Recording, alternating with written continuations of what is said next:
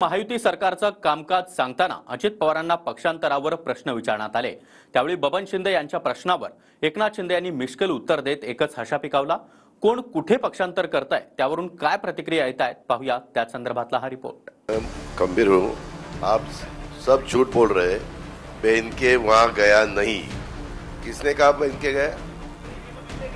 शिंदे साहब। कौन से शिंदे साहब? मैं जाता नहीं, आते मेरे को। सुनो, 40 आमदार घेऊन सत्तेत सहभागी झालेल्या अजित पवारांना शरद पवार आता धक्क्यांवर धक्के देत आहेत। अजितदादा गटाचे माढ्याचे आमदार बबन शिंदे यांच्या वापसीच्या चर्चा सुरू असतानाच शरद पवारांसह त्यांनी एकाच गाडीतून प्रवास केला।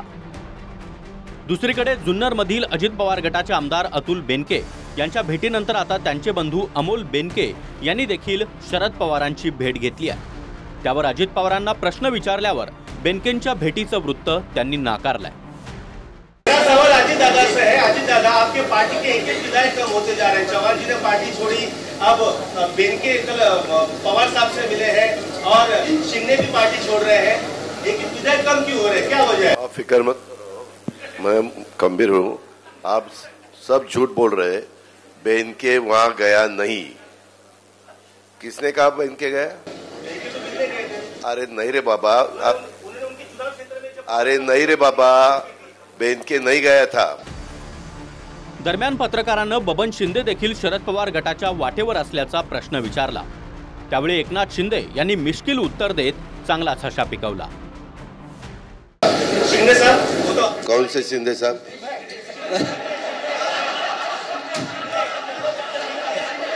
हाँ, ये देखो, मेरे यहाँ मेरे पास जितने विधायक है, मैं जाता नहीं, आते मेरे को। सुनो, उसमें से कोई विधायक को मैं टिकट नहीं देने वाला। उनको मैंने बताया है, मेरे यहाँ से उसको टिकट नहीं मिलता है, उसके लिए वो वहां जा रहे हैं। और जिसको मैं टिकट देने वाला हूँ वो मेरे साथ रहे।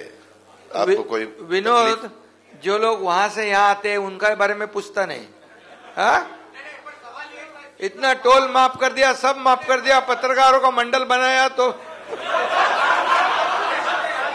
चला।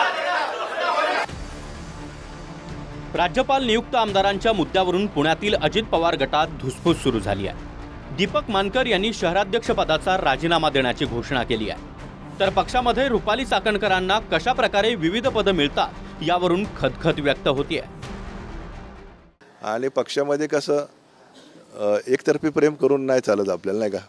नेत्यांकडनं पण कार्यकर्त्यावरती प्रेम असणं खूप गरजेचं आहे। ठिकाणी महिला आयोगाचा अध्यक्ष तुम्ही ह्या 2 सीट्स डिक्लेअर करायच्या आधी तुम्ही त्यांचं पक्क करताय। तुम्हाला तशी त्या कार्यकर्तीला ताकद देता, तसं तुम्हाला आम्हाला देता येत नाही का? आमच्याशी बोलता येत नाही का तुम्हाला? का ते 24 तास तुमच्याबरोबर असतं म्हणून त्यांची बाजू तुम्ही घेणार? एवढं चांगलं जर काम आम्ही करतो, तुम्हाला साधं विचारावंसं देखील वाटलं नाही, तुम्ही डिक्लेअर करून मोकळे होतात। काय मेरिट आहे पंकज भुजबळचं, मला सांगा बरं तुम्ही? कुठलाही म्हणजे तुमचे ठरलेले असतं का फक्त तुमच्या घरातल्यांना संधी द्यायची? मग आम्ही काय हमाला करायला बसलोय का इथं? राजीनामा देण्यावर ठाम आहात का? कधी राजीनामा देणार? राजीनामा मी शनिवारपर्यंत देणार, पण त्याच्या आधी दादांशी माझं बोलणं होऊ द्या। विधान परिषदच्या आमदारांच्या जेव्हा नियुक्तीचा आधीचा जो विषय होता त्याच्यावर मी इच्छुक होते, सुरेखा ठाकरे इच्छुक होत्या, वैशाली नागवडेताई आहेत, त्याच्यानंतर दीपक भाऊ मानकर, बाबा पाटील असे अनेक जण इच्छुक होते। आमचं म्हणणं एकच होतं की एका व्यक्तीला अनेक पदं देण्याचा लॉजिकल काय विषय आहे तो देण्यात येऊ नये आणि इतर महिलांना न्याय मिळावा। रुपाली चाकणकरांनाच तुम्ही सातत्याने देताय किंवा त्यांच्या बाबतीत जी तत्परता दाखवताय ती इतर कार्यकर्त्यांच्या काम करणाऱ्या कार्यकर्त्यांमध्ये कधी दाखवणार? हा दीपक भाऊंचा प्रश्न आहे। सिंदखेड राजाचे अजित पवार गटाचे आमदार राजेंद्र शिंगणे हे शरद पवार गटाच्या वाटेवर आहेत। नाराज असलेले अजित पवार गटाचे मुख्य प्रवक्ते उमेश पाटील, विधान परिषदेचे आमदार सतीश चव्हाण, दौंडचे रमेश थोरात, पिंपरी चिंचवडचे माजी आमदार विलास लांडे, सांगलीच्या खानापूरचे माजी आमदार सदाशिव पाटील यांची देखील चर्चा। दिंडोरीत भाजपच्या भारती पवार यांच्या ननंद गीतांजली, आमदार अतुल बेनकेंचे भाऊ, इंदापुरातील भाजपचे पृथ्वीराज जाचक, शेतकरी नेते रविकांत तुपकर, मोहोळचे रमेश कदम, नरहरी झिरवाळ यांचा मुलगा गोकुळ झिरवाळ, पंढरपूरचे अभिजित पाटील तानाजी सावंतांचे पुतणे अनिल सावंत यांनी गेल्या 2 दिवसात शरद पवारांची भेट घेतली आहे। तर आतापर्यंत दीपक चव्हाण, निलेश लंके, बाबाजानी दुर्राणी, भाग्यश्री अत्राम, हर्षवर्धन पाटील, समरजित घाटगे, तुमसरमधील भाजपाचे माजी आमदार चरण वाघमारे, सूर्यकांता पाटील, फलटणचे संजीवराजे नाईक निंबाळकर यांच्यासह अनेक जणांनी महायुतीची साथ सोडत शरद पवार गटात प्रवेश केला आहे। 99% कार्यकर्त्यांनी, सहकाऱ्यांनी, पदाधिकाऱ्यांनी आदरणीय पवार साहेब यांच्याबरोबरच त्या ठिकाणी तुतारी चिन्हावर मी निवडणूक लढावी अशा प्रकारची मागणी या ठिकाणी केलेली आहे। मी त्यांना एवढंच सांगितलेलं आहे की मी फक्त सिंदखेडराजा विधानसभा मतदारसंघापुरता नाही तर मला जिल्ह्यातल्या सुद्धा सर्व सहकाऱ्यांशी, कार्यकर्त्यांशी मी उद्या फिरणार आहे, जिल्ह्यामध्ये जाणार आहे, त्यांच्याशी चर्चा करून आपण 2 दिवसात या संदर्भातला कार्यकर्त्यांच्या मनातला निर्णय आपण त्या ठिकाणी घेऊ। त्यांची बँक ते अध्यक्ष असताना जी अडचणीत आणलेली होती त्या बँकेला 300 कोटी रुपयाचा अर्थसहाय्य करण्याचा निर्णय राज्य सरकारने त्या ठिकाणी घेतला। शेगण्याच्या हे लक्षामध्ये आलं पाहिजे की हे सगळं अजितदादांनी त्यांना करून दिलेलं आहे। त्याच्यामुळे त्यांनी जर काय वेगळी भूमिका घेतली तर त्या मतदारसंघामध्ये राष्ट्रवादी काँग्रेस पक्ष लढेलच। पण मला स्वतःला त्यांनी सांगितलं होतं की त्यांच्या कुटुंबातला काही वादविवाद आहेत ते एकत्रितपणाने बसून मिटवणार आहेत, पण ते अजितदादांची आणि राष्ट्रवादी काँग्रेस पक्षाची लढाई लढणार आहेत। बघूया आता काय करतात ते। महायुती आणि महाविकास आघाडीत जागा वाटपाचा फॉर्म्युला निश्चित झाल्यानंतर दोन्ही बाजूनं पक्षांतराला वेग येणार आहे।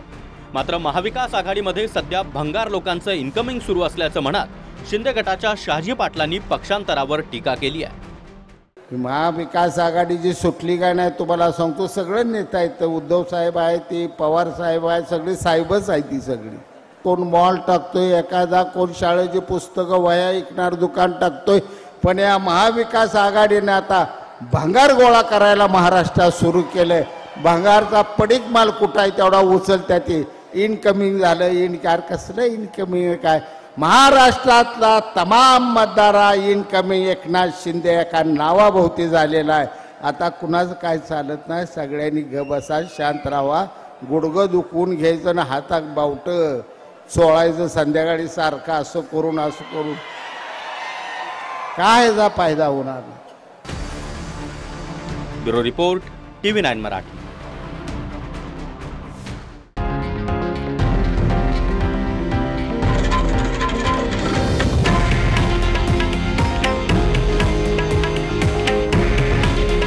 हे आहे देशातील नंबर 1 न्यूज नेटवर्क आणि आपण पाहत आहात TV9 मराठी। काळजी तुमची, हित महाराष्ट्राचं।